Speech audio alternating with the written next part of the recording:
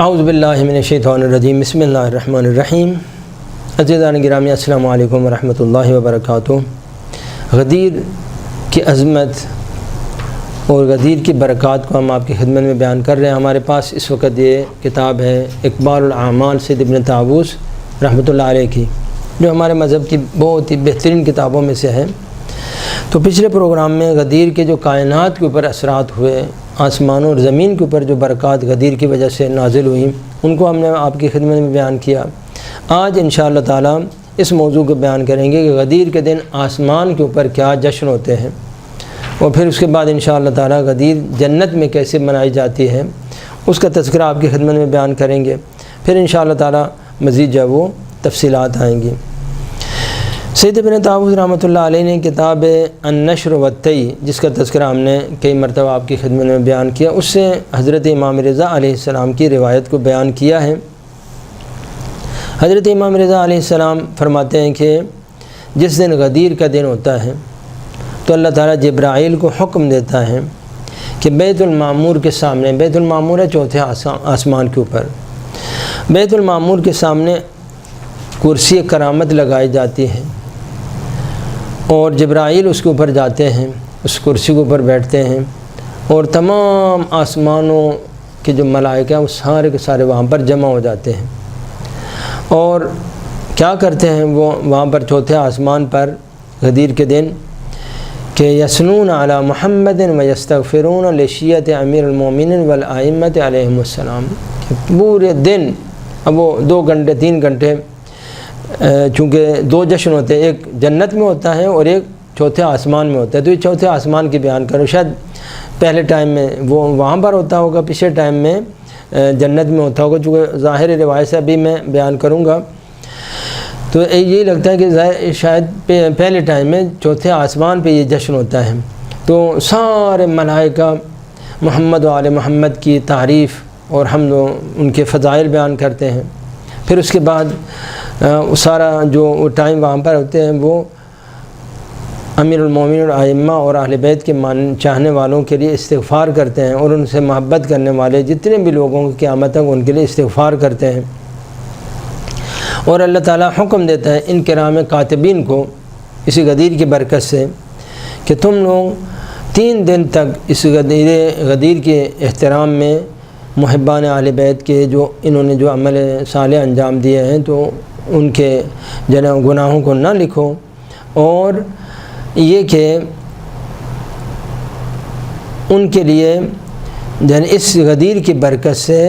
ان کے اعمال اور حسنات کو زیادہ لکھا جاتا ہے۔ تو یہ ہے آسمان کے اوپر، چوتھے آسمان کے اوپر غدیر کے دن سارے کے سارے ملائکہ جمع ہوتے ہیں،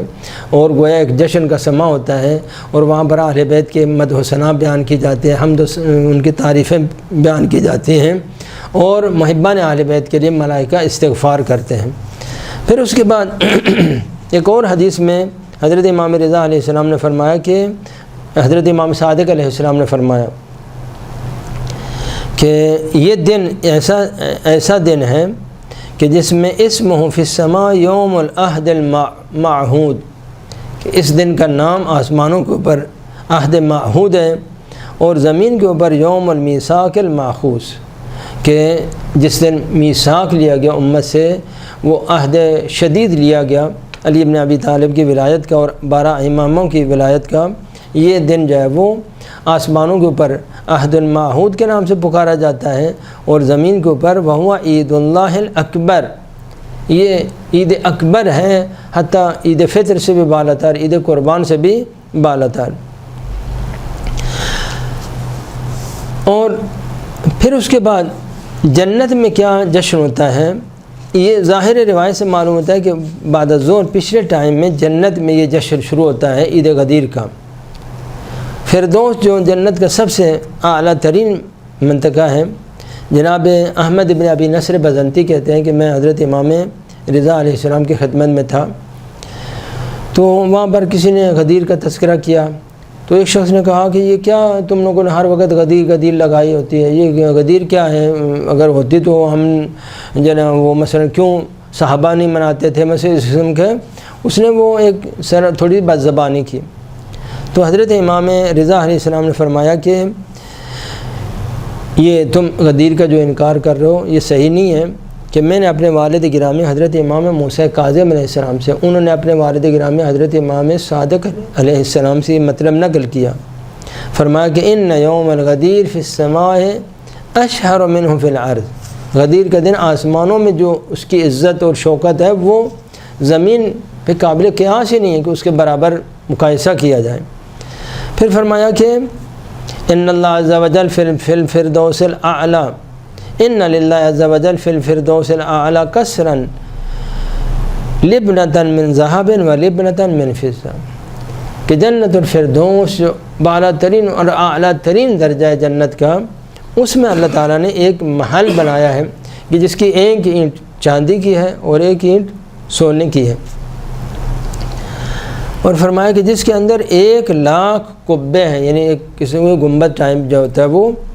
کہ جو سرخ یاقوت کے بنے ہوئے ہیں، اور 1,00,000 وہاں خیمے ہیں جو سبز یاقوت کے بنے ہوئے ہیں، اور اس کی جو خاک ہے اور زمین جو ہے وہ مشک اور عنبر سے بنی ہوئی ہے، اور 4 نہریں اس محل کے اندر جاری ہیں، ایک دودھ کی نہر ہے، ایک شراب کی نہر ہے، ایک پانی کی نہر ہے اور ایک عسل کی نہر ہے۔ تو 4 نہریں جو اس کے اندر جاری ہیں، اور ان نہروں کے کنارے میں مختلف جتنے بھی انواع و اقسام کے جو پھل ہیں جنت کے اندر وہ سارے ان نہروں کے کنارے میں اگے ہوئے ہیں، اور ان کے اوپر پرندے بیٹھے ہوتے ہیں، جو جنت کے پرندے ہیں کہ جن کے پر سفید بدن جو ہے وہ سفید موتیوں سے بنے ہوئے ہیں، اور پر جو ہے وہ یاقوت سے بنے ہوئے ہیں، اور مختلف آوازیں، وہ ہر قسم کی بولیاں وہ پرندے بول رہے ہوتے ہیں۔ تو جب وہ غدیر کا دن ہوتا ہے تو تمام اہل آسمان اس محل کے اندر، اس قصر عظیم کے اندر جمع ہوتے ہیں، اور وہ اللہ تعالیٰ کی ملائکہ، تمام جو ملائکہ ہیں وہ اس میں اس محل کے اندر جمع ہوتے ہیں، اور اللہ تعالیٰ کی تسبیح و تقدیس کرتے ہیں، اور اہل بیت کے فضائل بیان کرتے ہیں، تحلیل اللہ تعالیٰ کے لیے لا الہ الا اللہ پڑھتے ہیں، مثلا اس کی عبادات کرتے ہیں۔ جب وہ ملائکہ اس محل کے اندر آ جاتے ہیں تو وہ جو پرندے درختوں کے اوپر بیٹھے ہیں وہ ایک پرواز کرنا شروع کرتے ہیں۔ سب سے پہلے جاتے ہیں وہ اس پانی کے نہر کے اندر غوطہ لگاتے ہیں اور اپنے آپ کو گیلا کرتے ہیں، پھر آ کے جو وہاں پر جو اس محل کی جو زمین ہے اس کے اوپر جو مشک و عنبر ہے اس سے اپنے آپ کو جو ہے نا وہ لپٹ کرتے ہیں، اور پورے بدن کے اوپر وہ مل لیتے ہیں، گیلا کر کے آتے ہیں، اور وہ مشک و عنبر اپنے بدن کے اوپر مل لیتے ہیں، اور آ کے ملائکہ کے اوپر پرواز کرتے ہیں، اور وہ مشک و عنبر جو ہے ملائکہ کے اوپر وہ گرنا شروع ہوتی ہے۔ اور ملائکہ اس دن جو وہ علی و فاطمہ کی شادی کے دن جو اللہ تعالیٰ نے نثار عرش کے اوپر فاطمہ زہرا کے وہ نثار پھینکے تھے، اور جو دلہن کے اوپر پرانے زمانے میں نثار پھینکتے تھے، پیسے اور جواہرات جتنی کسی کی توفیق ہوتی تھی وہ پھینکتے تھے، آج کل تو یہ ختم ہو گئی ہیں، آج کل بھی تھوڑا سا ہے گاڑیوں کے اوپر مثلا پیسے وغیرہ پھینکتے ہیں، تو جو نثار علی ابن ابی طالب اور فاطمہ زہرا کی شادی کے دن پھینکا گیا، ملائکہ ایک دوسرے کو ہدیہ دیتے ہیں کہ دو میرے پاس جو ہے نا یہ 5 موتی ہیں، میرے پاس 6 جواہرات ہیں، میرے پاس یہ چیزیں ہیں، تو ایک دوسرے کو وہ ہدیہ دیتے ہیں۔ اور جب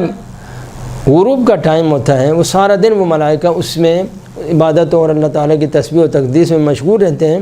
جب غروب کا نزدیک ہوتا ہے تو اللہ تعالیٰ کا حکم آتا ہے کہ اے میرے ملائکہ جاؤ، اگلے سال تک میں نے تمہیں ہر خطا اور ہر لغزش سے تمہیں محفوظ کر دیا۔ یعنی یہ برکت ہے غدیر کی کہ ملائکہ بھی خطاؤں و لغزشوں سے بحمد اللہ تعالیٰ پاک ہو جاتے ہیں۔ تکرمۃ لمحمد وعلی، محمد اور علی کی تعظیم اور تکریم کی بنا پر میں نے تمہیں اگلے سال تک ہر خطا ہر لغزش سے تمہیں محفوظ کر دیا۔ تو ان کے لیے بھی ہر سال گویا ایک قسم کا نیا جو ہے ان کے لیے پیکج آتا ہے، ہر غدیر کے دن پھر ان کو نئی ایک انرجی ملتی ہے اور طاقت ملتی ہے، اور وہ پھر ایک سال اور مزید جو ہے اللہ تعالیٰ کی عبادت اور بندگی میں۔ تو یہ ہے جشن، جو غدیر کا جشن جنت کے اندر جس طرح جنت الفردوس کے اندر جس طرح سے منایا جاتا ہے وہ آپ کی خدمت میں نے بیان کیا۔ اب انبیاء الہی یہ جو جشن غدیر ہے کوئی آج سے شروع نہیں ہوا، آدم سے لے کر پیغمبر خاتم تک اور امیر المومنین اور بعد والے ائمہ اس دن اپنے لیے بہترین اور بالا ترین جشن سمجھتے تھے۔ انبیاء کس طرح سے غدیر کا جشن مناتے تھے اس کے بارے میں 4 روایتیں سید ابن طاووس رحمۃ اللہ علیہ نے اقبال الاعمال کے اندر بیان کی ہیں، کہ جن میں سے میں کچھ آپ کی خدمت میں بیان کرتا ہوں۔ پہلی روایت سید ابن طاووس رحمۃ اللہ علیہ نے جناب عبد الرحمن ابن سالم سے، انہوں نے اپنے والد گرامی سے، انہوں نے حضرت امام صادق علیہ السلام سے نقل کیے ہیں کہ انبیاء کس طرح سے جشن غدیر مناتے تھے، اور اوصیاء انبیاء کس طرح سے عید غدیر میں ان کی مصروفیت کیا ہوتی تھی، اس کے بارے میں حضرت امام صادق علیہ السلام فرماتے ہیں کہ پیغمبر گرامی اسلام نے علی ابن ابی طالب کو وصیت کی کہ یا علی، عید غدیر کو تم نے اپنے لیے یوم العید قرار دینا، جشن اور یہاں پر اہتمام کرنا اور اپنے لیے یوم العید قرار دینا ہے۔ اور پھر حضرت امام صادق وَكَذَلِكَ كَانَتِ الْأَنْبِيَاءُ تَفْعَلُ، ہر نبی بھی عید غدیر کے دن کو اپنے لیے یوم العید سمجھتا تھا اور عید مناتے تھے۔ وَكَانُوا يُوصُونَ أَوْصِيَاءَهُمْ بِذَلِكَ فَيَتَّخِذُونَهُ عِيدًا، اور ہر نبی بھی اپنے وصی کو تاکید کرتا تھا کہ میرے جانے کے بعد تم نے اس دن کو یوم العید سمجھنا ہے، اور تمام اوصیاء انبیاء بحمد اللہ تعالیٰ اس دن کو یوم الغدیر کو اپنے لیے یوم عید قرار دیتے تھے۔ اور پھر اس کے بعد ایک اور روایت میں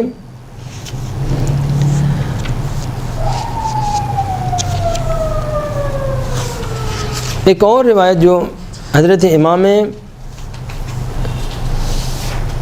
جعفر صادق علیہ السلام کی، کہ فرمایا کہ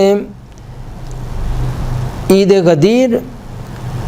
اسمہ فی السماء یوم العہد المعہود وہو عید اللہ الاکبر ما بعث اللہ نبیا الا وتعید فی ھذا اليوم، کہ اللہ تعالیٰ نے کوئی نبی ایسا نہیں بھیجا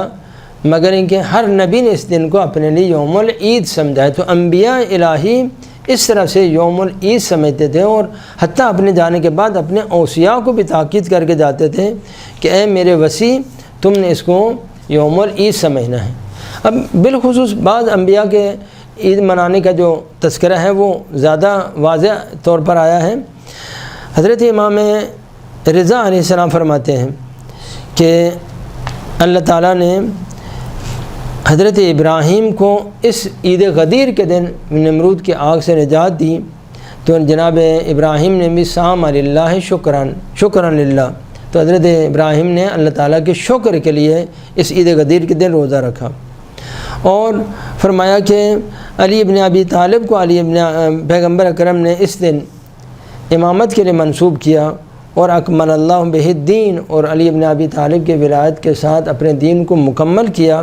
لہذا امیر المومنین میں بھی صام شکرً للہ تبارک و تعالی، امیر المومنین بھی اللہ تعالیٰ کے شکر کے لیے روزہ رکھتے تھے۔ اور